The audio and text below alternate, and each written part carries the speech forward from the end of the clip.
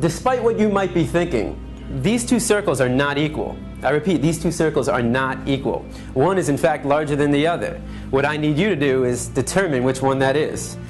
So, please raise your hand if you believe the blue circle is larger than the red. All right. Please raise your hand if you believe the red circle is larger than the blue. All right, very good.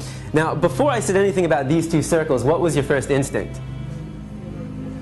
Equal, right? Because they look equal. And the reason why they look equal is because, in fact, they are equal. These two circles are identical. Yet I got just about every one of you to raise your hand and say that they're not. So what do we learn? That you can be manipulated like that to believe in something that goes against your natural instinct. Just imagine as a child you're taught that the blue circle is larger than the red. If you say it enough times, you convince yourself that's the truth. If you're told the lie enough times, it becomes part of your reality. And if enough people are taught that lie, that the blue circle is larger than the red, well, now it becomes part of the culture. And if that culture then passes that misinformation along to the next generation, well, now it becomes tradition. And what we have to remember is that just because we have a tradition doesn't mean it's morally acceptable. Tradition and morality are not always the same. So the traditions we have today doesn't necessarily mean they're morally acceptable. And as we evolve as a culture, so do our traditions.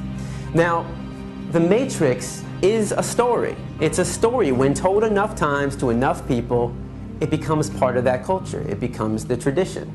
And this story is being told over and over every day.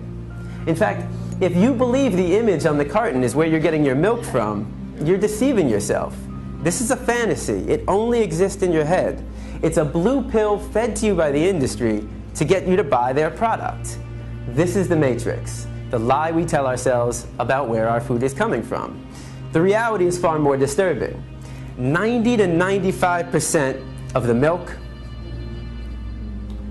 the meat, and the eggs that we consume in the United States are coming from these conditions. Now, this is called factory farming. This is where you take thousands of hens, pigs, and cows, and you confine them into warehouses. In fact, every year in the United States, 10 billion, right? 10 billion cows, pigs, and chickens are being slaughtered for food. So what that works out to be is that every second in the United States, 300 animals are killed, just like that. So 300, 600, 900, 1,200. By the time I'm done talking today, there'll be over 1 million animals that have been slaughtered. And most of us don't even blink an eye. I mean, how is it possible that in the United States of America we can slaughter 300 animals every second and not question that? Because of the story we've been told. The story justifies the action. If you say it enough times, you actually convince yourself that's the truth. How many of you were taught as a child you need to eat meat to get protein? I mean, I know I was. How many of you were taught you need to drink cow's milk to get strong bones? Not dog milk, not chimpanzee milk, not elephant milk, not rhino milk, not hippo milk, not tiger milk, not lion milk, not giraffe milk, not elephant milk. Did I say that already? I think you get the point. Not even our own mother's milk, but we need to drink cow's milk to get strong bones.